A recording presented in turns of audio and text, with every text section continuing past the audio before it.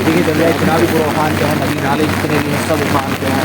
पूरा इलाका पूरा हाईवे इस वक्त क्लोज है ट्रैफिक के आमद के लिए। ये आप देखते हैं कि कैफेटेरिया मोड़ है हमारा।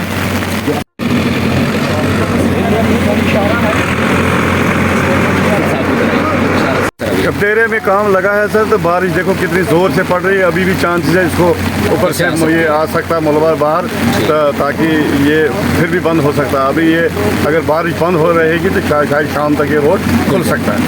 अगर बारिश जारी रहेगी तो मुश्किल है यार। लोगों से क्या गुजारिश करेंगे जो प्लान करते हैं ट्रैवल वगैरह करना? कुछ लोग निकल आते हैं लोगों के लिए यही संदेश है कि वो अपनी अपनी जगह बैठे, सफर ना करे। बिल्कुल खतरा है, खतरा है, नेशनल हाईवे पर बहुत खतरा है। पत्थर आ रहे हैं बड़े बड़े, किसी की जान को भी खतरा हो सकता है। इसलिए वो चुपचाप अपनी अपनी जगह पर बैठे और ट्रैफिक कंट्रोल यूनिट से रब्ता करते रहे, सोशल मीडिया पेज पर देखते रहे, ट्रैफिक से पता करते रहे कि हालात क्या है। शुक्रिया सर।